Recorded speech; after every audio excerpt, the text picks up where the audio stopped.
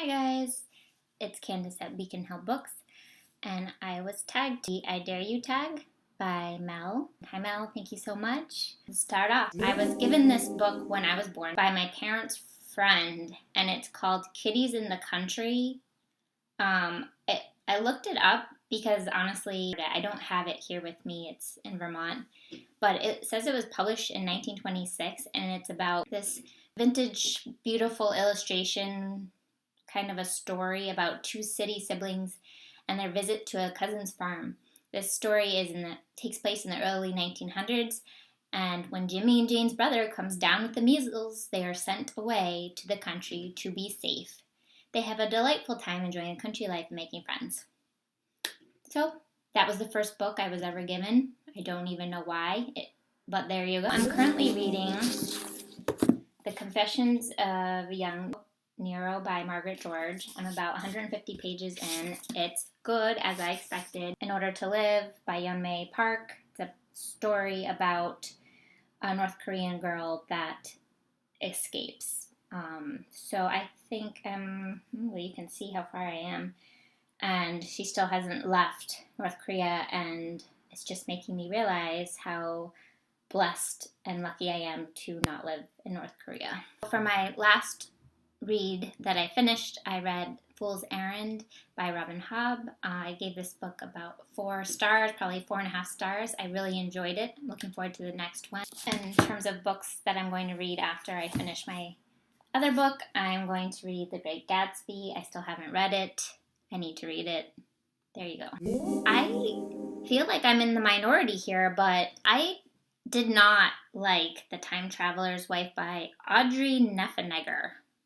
My friend highly recommended the book to me, and I usually love all of her recommendations. This is the only book I gave a 1 star on Goodreads to.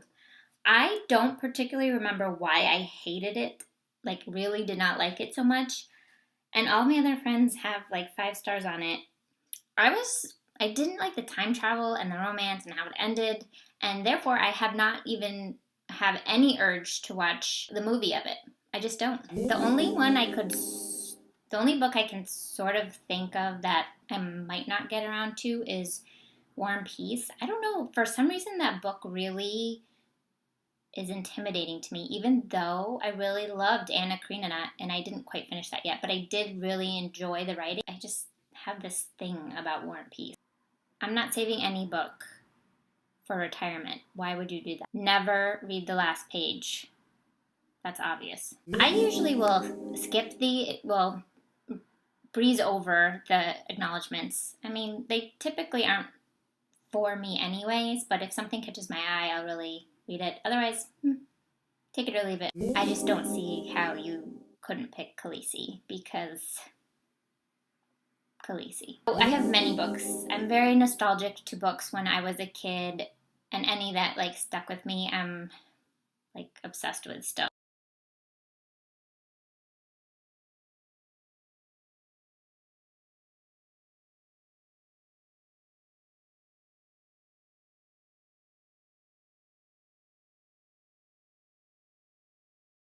I don't know if you guys are familiar with this outside of the U.S., but it's called The Little Library, and I have one 2 houses over from where I live, and it's awesome.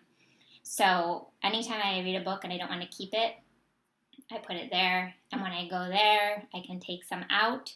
So I recently, actually just today, I dropped off Harry Potter #2 softcover because I had the hardcover, Chronicles of Narnia, and The Career of Evil, and I got Evelyn Waugh's Brideshead Revisited and The Boston Girl by Anita Demont, which I do have this on my TBR. I haven't read any of Evelyn Waugh's books. It's pretty cool that people just, I guess, they build and then register little libraries, and it's just, it's the best thing ever. The special reason I would say are holidays, so mostly people's birthdays, and I especially love giving my little nieces and nephews books, particularly the ones that I love, and I really hope they have the same reading taste, otherwise they're going to be getting a whole lot of books they don't like. I have to say it was the bind-up of the Narnia books that I just dropped off because I don't think I'm ever going to read that full bind-up again. I bought it when I lived in Rochester, New York, and then I since moved to Florida, and then Vermont, and then to Boston, Mass. So, and I will just say that even in my own house, if I'm reading a book, I bring it with me into every single room because I'm nuts.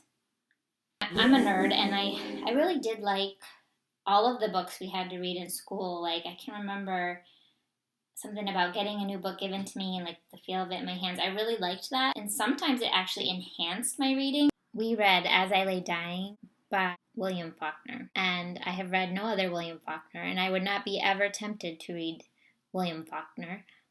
And this book, As I Lay Dying, is such a peppy, grab-you book about death and burials and what have you. And I would have hated that book otherwise. It's such a weird book.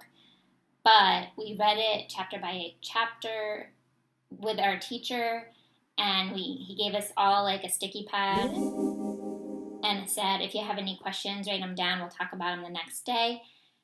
And I just completely loved it. Like, that just blew my mind. Well, obviously, like any kind of book, but the way I tend to ingest books is either through the library or usually used. I am lucky enough that I live close to an independent bookstore, the Brookline Booksmith. I tend to usually go used unless it's something extra special, like these. I have read all of the Dan Brown books, so don't judge me. I like them for the entertainment value, and I like the movies, honestly.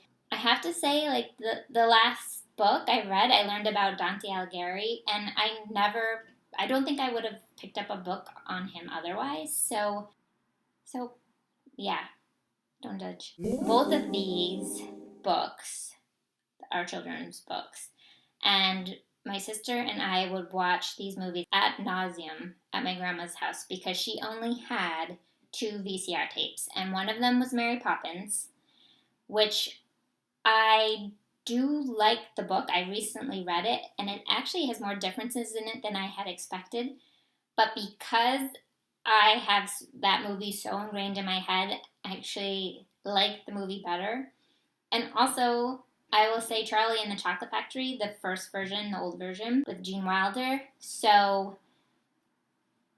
not that the book is bad, it's just that movie to me is so quintessentially like, reminds me of when I was a kid and dreaming of a chocolate factory, and I just loved it. I don't read cookbooks, so maybe I should. I agree with Mel. I thought Chocolat was amazing, but since she already said that, I'm going to say Julie and Julia, which they did make into a movie with Meryl Streep and Amy Adams. I'm just looking up who wrote that because I should know. Julie Powell. It's 365 days, 524 recipes, one tiny apartment kitchen, how one girl risked her marriage, her job, and her sanity to master the art of living. I didn't know about all the other second title. I only read the book title that actually had Meryl Streep and Amy Adams on it. It was based off of Julia Child's, but yeah, I still didn't cook. Also, speaking of that book that I'm currently reading, In Order to Live, it makes me hungry because they are all starving all the time. Like, they're so hungry, these poor people.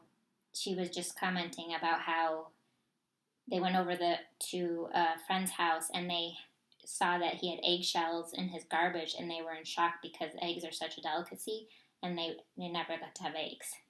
So sad. 2 things. I mean, I have a cousin that is really good at recommending fantasy/sci-fi books, and I always like the book she recommends to me. She pointed out the Mistborn series and Patrick Rothfuss to me before they were even big on BookTube. And in terms of booktubers, I'm recently, accumulating more people that I really like their books, but I would say Words of a Reader, I generally am spot on with what she thinks about books. I think I want to say graphic novels. I was new to that last year, and that's totally because of my library. The Boston Public Library has a partnership with Hoopla, and Hoopla is like a library, except it has it does allow you to do music and music videos and movies, all those things. But the thing I like is my checkouts at Hoopla don't have to count against what I check out at the library. And they have a longer borrowing period. And they specialize in having graphic novels. So it was the first time I could actually read graphic novels easily because I wouldn't go out and buy one. And so it's also easier to read like on my iPad. There's a bigger screen. So I ended up reading, first of all, Giant Days, which is kind of like a fluffy series of some girls that are going to college that I just get a kick out of. It's like more of a typical cartoon. And then I read Saga, which is really big on BookTube. It's kind of sci-fi-ish, which is enjoyable. I'm not going to say it's my favorite. I actually think Giant Days is my favorite. I read Lock and Key by Joe Hill, which I do like the illustrations, and that's a little bit of a darker one. And I read The Mouseguard, one of those, and I like that. I love stories about little critters and such.